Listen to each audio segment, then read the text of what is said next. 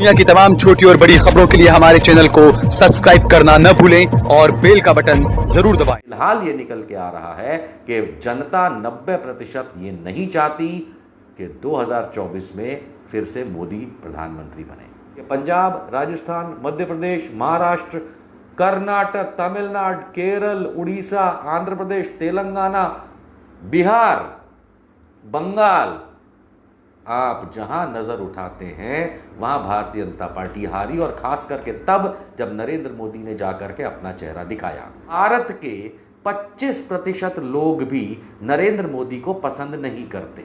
भारत की गोदी मीडिया तो अब कोई कदम उठाती नहीं, झूठ परोसती है, गलत बातें आप तक पहुंचाती है और चाटुकारिता की हद क्रॉस कर चुकी है। आप देख रहे हैं देश लाइव, देश की आवाज। मैं हूं निशांत वर्मा, राजनीतिक विश्लेषक। आप लोगों का आज इस प्रोग्राम में हार्दिक स्वागत है। बेबाक आवाज, बेबाक आवाज ये बहुत जरूरी हो गया है पूरे भारत में, ताकि पता चले कि असलियत क्या है, लोगों तक सच्चाई पहुंचे। इसके लिए भारत की गोदी मीडिया तो अब कोई कदम उठाती नहीं, झूठ परोसती है, गलत बातें आप तक पहुंचाती है और चाटुकारिता की हद क्रॉस कर चुकी है। सच्चाई ये है कि सोशल मीडिया पे अनेकों प्लेटफॉर्म्स ऐसे आ चुके हैं जिससे देश में सच्चाई का प्रसार, असलियत आप लोगों तक पहुंचाने के माध्यम बहुत सारे ग्रुप्स, लोग और सोशल मीडिया के प्लेटफॉर्म बने हैं। हाँ, इसमें झूठ का प्रसार भी होता है, फरेब भी होता है और उतना ही होता है जितना गोदी मीडिया करता है। आप लोगों को सावधानी पूर्वक अपना दिमाग लगा के, अपने जानकारी को एक रिफाइंड तौर पे समझ के, और जो भी हम असलियत को समझने की कोशिश करते हैं उसकी गहराई तक उतर के तब ही किसी समाचार को सही या गलत की संज्ञा देनी चाहिए। उदाहरण के तौर पे 2014 से लेकर के अब तक भारतवर्ष के अंदर एक चीज बड़ी चली है, और वो चलन इस बात का है कि मोदी जी बहुत फेमस हैं।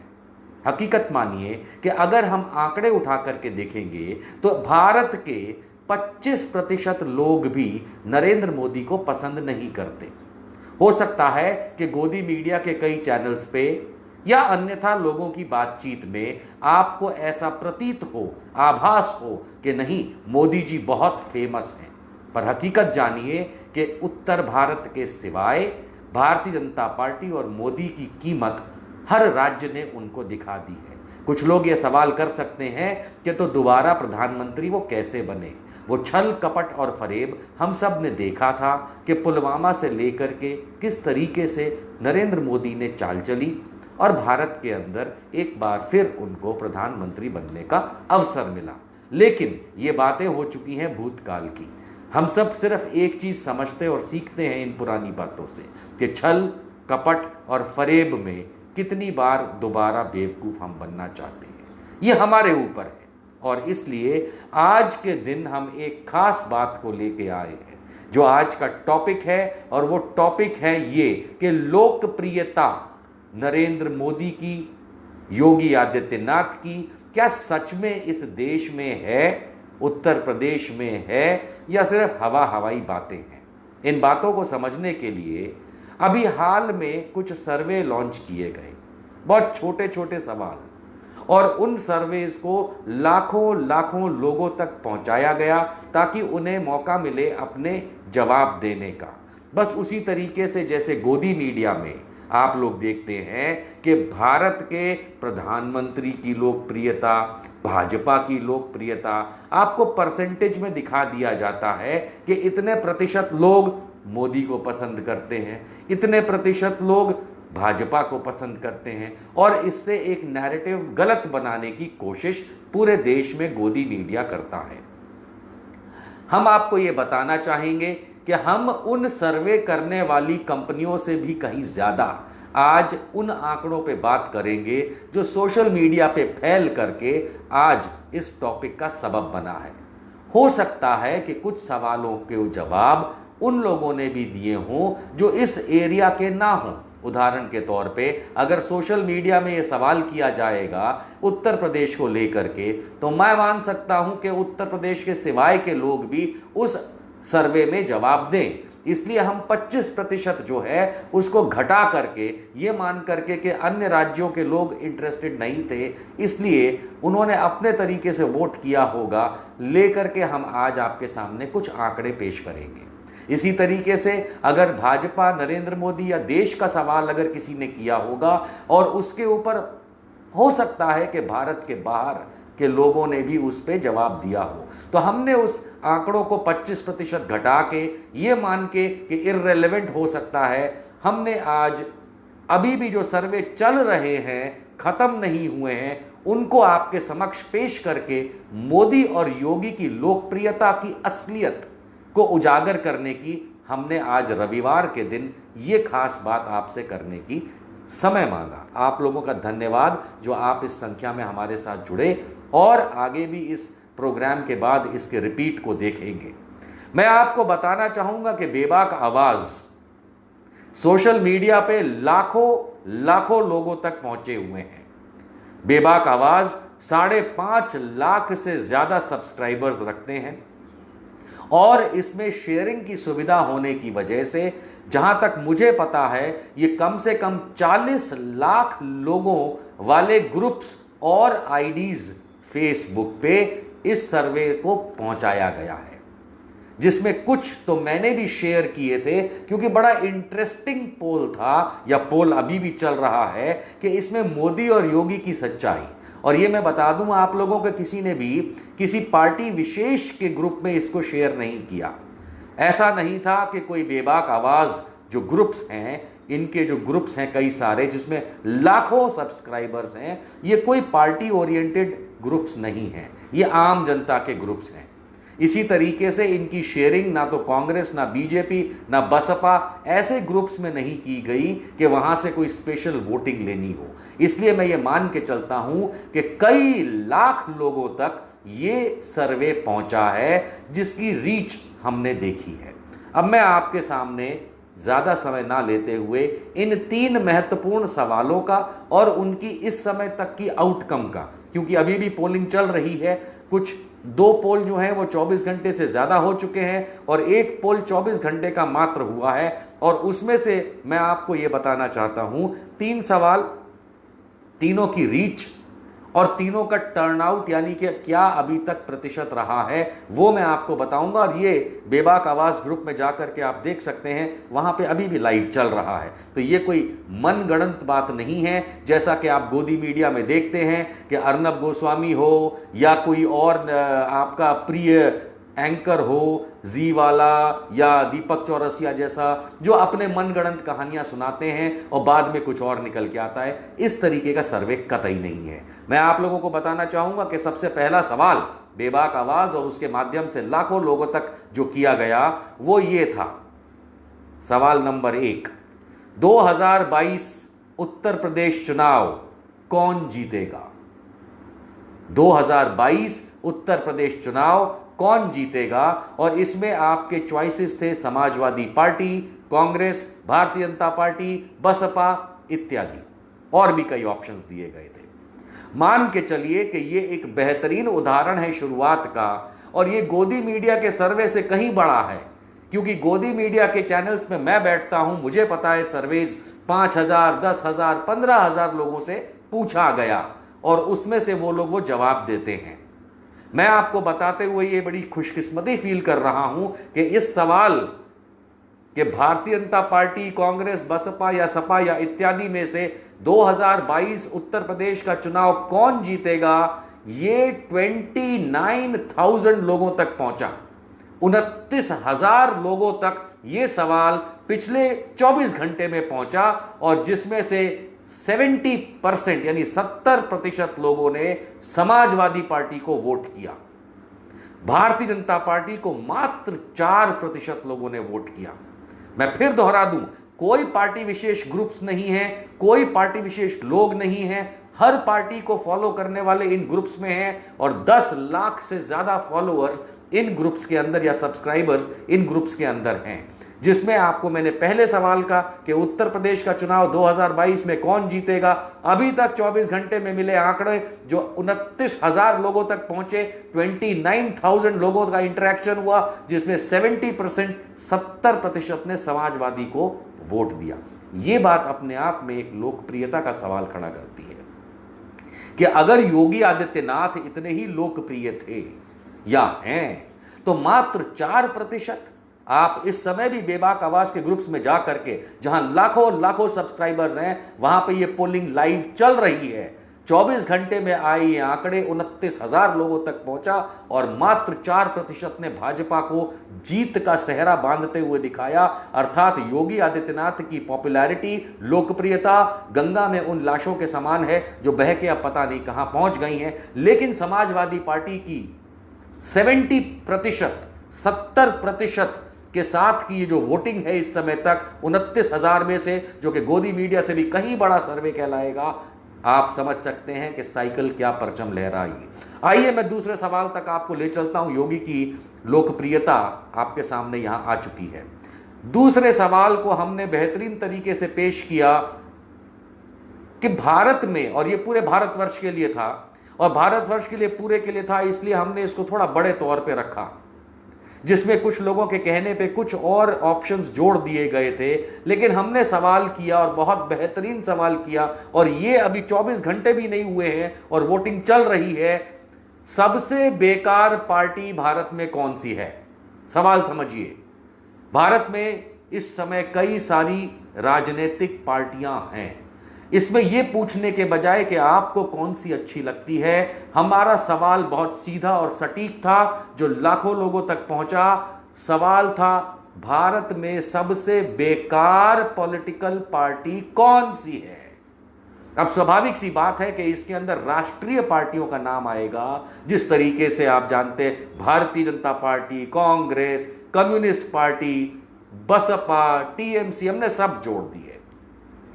आप मान के चलिए कि 24 घंटे भी नहीं हुए इस सर्वे को चलते हुए, पोल को चलते हुए, और इन लाखों लाखों लाखों लोगों तक पहुंचने वाले पोल में, जो मैंने आपको पहले भी समझाया, मान के चलिए कि सबसे बकवास या बेकार भारतीय जनता पार्टी को वोट मिले।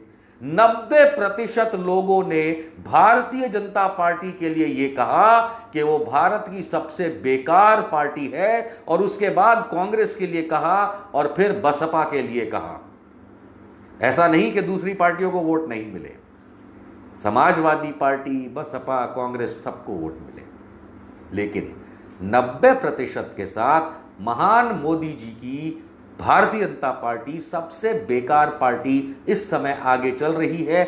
हम 48 घंटे तक और इस पोल को देखेंगे, और तब 2 नंबर का सवाल क्या निकल के आता है। क्या भारतीय जनता पार्टी 90% से भी ज्यादा बेकार होकर निकलती है, या कांग्रेस या अन्य पार्टियों को भी कुछ आप लोग मौका देंगे? ये देखना बाकी है। बेबाक आवाज के ग्रुप्स के अंदर ये पोल अभी भी चल रहा है, जो कि कई और जगह भी चल रहा है। इसी तरीके से शेयर करके 90% लोगों ने अब तक ये कहा कि भारतीय जनता पार्टी देश की सबसे बेकार पार्टी है। और ये मान के चलिए, ये वही लोग हैं, लाखों लाखों लोगों के तक जो सवाल पहुंचा, ये वही लोग हैं जिन्होंने भारतीय जनता पार्टी को भी पहले वोट किया होगा। लेकिन वो समय अलग था। वो समय उस समय का था जब नरेंद्र मोदी जो है वो आप लोगों को बहला फुसला लेते थे। आज असलियत सामने है। उन असलियतों के कुछ मुद्दों पे हम तीसरे सवाल के बाद बात करेंगे। तीसरा सवाल बेबाक आवाज ग्रुप्स के माध्यम से यह निकल के आता है कि तीसरा सवाल और सबसे इंपॉर्टेंट सवाल जो आप लोग भी जानना चाहते हैं कि क्या 2024 में जनता नरेंद्र मोदी को प्रधानमंत्री बनता देखना चाहती है? सवाल फिर से समझिए। तीसरा सवाल, बड़ा सवाल यह है कि 2024 में क्या भारत की जनता नरेंद्र मोदी को फिर से प्रधानमंत्री बनता देखना चाहती है? मान के चलिए कि इस पे अभी तक जो वोटिंग हुई है वो 57,000 से ज्यादा लोगों तक पहुंची है। ये सवाल अलग अलग ग्रुप्स में होते हुए, क्योंकि वो एक ही सवाल होता है, उसके ऑप्शंस होते हैं, और ये कई जगहों पे अपने आप स्प्रेड होता है। 57,000 से ज्यादा लोगों ने अभी तक इस पे जो अपना इंटरैक्शन किया इस सवाल पे, और ये पोलिंग अभी भी चल रही है, जिसमें ये निकल के आता है। सवाल था 2024 में क्या मोदी जी फिर से प्रधानमंत्री बनते हैं, ऐसा जनता देखना चाहती है? जवाब में था यस या नो, हां या नहीं। क्या पब्लिक चाहती है देखना प्रधानमंत्री दोबारा नरेंद्र मोदी को या नहीं? इतने छोटे से सवाल में 90% लोगों ने, 57,000 से ज्यादा लोगों ने इस सवाल पे इंटरेक्ट किया है, 90% ने कहा है नहीं, हम नरेंद्र मोदी को दोबारा प्रधानमंत्री बनता नहीं देखना चाहते। अब आप समझिए, ये 3 सवाल है। बेबाक आवाज ग्रुप जिनकी रीच आउट लाखों सब्सक्राइबर तक है, बिना पार्टी, कोई पार्टी विशेष का ग्रुप्स नहीं है, एक नहीं है, वहां से शेयरिंग ऑप्शंस हैं, सैकड़ों हजारों लोगों तक, ग्रुप्स तक इन सवालों को एक साथ पहुंचाया गया है और इन तीनों सवालों के जवाब सुनकर के कोई हैरानी नहीं होती। हकीकत यह है कि जिस तरीके से 2014 में नरेंद्र मोदी की सरकार बनी थी, हम सब ने देखा था कि कांग्रेस और यूपीए के खिलाफ एक मुहिम चला के यही नरेंद्र मोदी और भारतीय जनता पार्टी ने कांग्रेस को बदनाम करते हुए कि सबसे ज़्यादा करप्ट भ्रष्टाचारी पार्टी है, इसलिए आप लोगों ने 2014 में नरेंद्र मोदी की सरकार बनाई थी। वो बात और है कि आज 7 साल होने के बावजूद ये नरेंद्र मोदी और उनकी सरकार ना तो कांग्रेस में से किसी को और तो और ना रॉबर्ट वाड्रा को आज तक जमाई राज को छू पाए हैं। अर्थात 7 साल में ये बात साबित होती है कि मोदी और भारतीय जनता पार्टी ने लोगों को बेवकूफ़ बनाया, झूठ बोला, सिर्फ एक पार्टी विशेष के सिवा सामने राग गाया और आप लोगों को बहला के फुसला के वोट लिए। अब आप कहेंगे कि 2014 से लेकर 19 तक 5 सालों में जो भी काम किया होगा, इसीलिए भारतीय जनता पार्टी को दोबारा बनाया गया सरकार केंद्र में, पर यह बात गलत है। हम सब जानते हैं, सबको पता है ना। मैं ईवीएम वाली बात नहीं करूंगा क्योंकि जो भी पार्टी ईवीएम के खिलाफ जाती है वो जीतने के बाद उसके घर में बैठ जाती है, इसलिए ये अरविंद केजरीवाल टाइप में बातें नहीं करूंगा, क्योंकि अरविंद केजरीवाल वो हैं जो हमेशा ईवीएम के खिलाफ रहते हैं, 3री बार चीफ मिनिस्टर बने हैं, लेकिन ये नहीं कहते कि मुझे ईवीएम ने कैसे बना दिया, इसलिए वो टॉपिक आज का नहीं है। टॉपिक ये है कि जिस तरीके से 2019 में पुलवामा का खेल किया गया और आप लोगों को बहला फुसला करके दोबारा एक बार भारी बहुमत से भारतीय जनता पार्टी आई, उसके बाद असलियत यह है कि अब क्या, राम मंदिर आपका बन नहीं रहा, यूनिफॉर्म सिविल कोड हो नहीं सकता, मुसलमानों के आपको वजन नहीं मिल रहा, कहीं वोट नहीं मिल रहा, हिंदुओं में टूट हो चुकी है, उत्तर प्रदेश जैसे राज्यों में ब्राह्मण और क्षत्रिय के बीच में झगड़ा है, दलित, SC ST OBC आपस में ये सब समझ चुका है कि भाजपा के सिवाय हम किसी को भी वोट कर सकते हैं। आपने देखा होगा पंजाब से लाइन शुरू होती है, पंजाब, राजस्थान, मध्य प्रदेश, भले ही सरकार किसी और की हो गई हो टूट फाट करके, लेकिन मैं आपको चुनावी रिजल्ट बता रहा हूं कि पंजाब, राजस्थान, मध्य प्रदेश, महाराष्ट्र, कर्नाटक, तमिलनाडु, केरल, उड़ीसा, आंध्र प्रदेश, तेलंगाना, बिहार, बंगाल, आप जहां नजर उठाते हैं वहां भारतीय जनता पार्टी हारी, और खास करके तब जब नरेंद्र मोदी ने जाकर के अपना चेहरा दिखाया। अब उत्तर प्रदेश की बारी है। हम सब जानते हैं उत्तराखंड के अंदर बहुत बुरे हाल है भारतीय जनता पार्टी के और बिल्कुल वो हारने वाली है। इसी तरीके से गुजरात में 2017 में भारतीय जनता पार्टी हारते हारते बच गई थी, हारते हारते। अब इस बार पूरा जोर लगा रही है कांग्रेस, क्योंकि 2 पार्टी का सिस्टम है और जरूर हरा के दिखाएगी। हो सकता है कि आप लोग कहें कि पंजाब में ये नवजोत सिंह सिद्धू फैक्टर आएगा, कतई नहीं आएगा। नवजोत सिंह सिद्धू बहुत अच्छे एक लीडर हैं, लेकिन जमीन पे उनका कोई वर्चस्व नहीं है, उनके पास कोई वोटर नहीं है। वहाँ पे कांग्रेस वापस आ रही है, अकाली दल खत्म हो चुकी है और इसका पंचायत चुनाव में आप रिजल्ट देख चुके हैं। इसी तरीके से उत्तर प्रदेश एक बहुत बड़ा स्टेक लगा हुआ है, छत्तीसगढ़, झारखंड, सब आपने देखा भारतीय जनता पार्टी के कितने बुरे हाल हुए। उसी तरीके से उत्तर प्रदेश में इस समय आम जनता समझ चुकी है, जो भी सपा और बसपा का वोटर मतदाता 2017 में टूट करके भारतीय जनता पार्टी और मोदी के बहकावे में आ गया था, वो अब समझ चुका है कि ये योगी सरकार जो है ये ना तो यहाँ रोजगार देती है, ना यहाँ पे बेरोजगारी कम करती है, लेकिन भाषण देती है। राम नाम पे उन्होंने रावण राज चला रखा है। कोरोना काल में आपने देखा कि उत्तर प्रदेश सबसे बकवास मैनेजमेंट कर रहा था, जबकि गोदी मीडिया उसको बहुत अच्छा दिखाने की कोशिश कर रहा था। और इसी तरीके से आप किसी भी लेवल पे जाके देखेंगे, किसी भी एनालिसिस को करके देखेंगे, तो ना तो जनता सुखी है और प्रजा को दुख देने वाले ये योगी आदित्यनाथ की लोकप्रियता 0 हो चुकी है। हाल में वो दिल्ली गए थे और दिल्ली में मारे मारे फिर रहे थे, कभी नड्डा के यहाँ, कभी शाह के यहाँ, कभी मोदी के यहाँ। लेकिन आज की तारीख में केंद्रीय नेतृत्व ने उनको ये नहीं कहा है कि हम आपके नीचे लड़ेंगे, क्योंकि उनकी लोकप्रियता उन्हें पता चल चुकी है। हाँ, हो सकता है उत्तर प्रदेश के भारतीय जनता पार्टी के जो मुखिया हैं स्वतंत्र देव सिंह, वो भी राजपूत हैं, इसलिए वो ठाकुर ठाकुर का अपनी बातें कर रहे होंगे, लेकिन केंद्रीय नेतृत्व कहीं नहीं मान रहा। केशव प्रसाद मौर्य ने बिगुल बजा दिया है कि अगर बनूंगा तो मैं, लेकिन वो बोल नहीं रहे हैं। इस बात को स्वामी प्रसाद मौर्य बता चुके हैं। इस देश के अंदर ये समझ लेना ज़रूरी है कि उत्तर प्रदेश से ही लोकसभा का रास्ता निकलता है, और इस बार SC, ST, OBC, दलित और जितने भी पिछड़ी जातियां हैं सब समझ चुकी हैं कि अगर कोई उनका घोर विरोधी है तो सिर्फ भारतीय जनता पार्टी है, और ये योगी आदित्यनाथ तो RSS का है भी नहीं।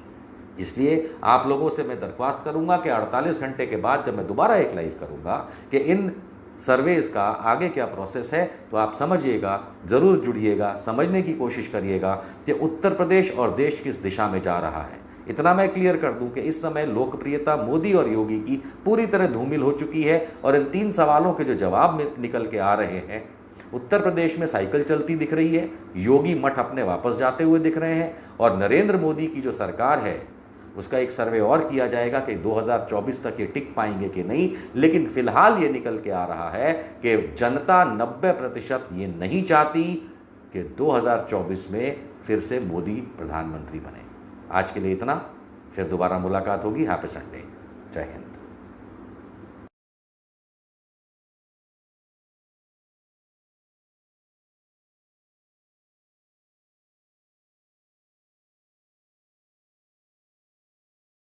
आप देख रहे हैं देश लाइव, देश की आवाज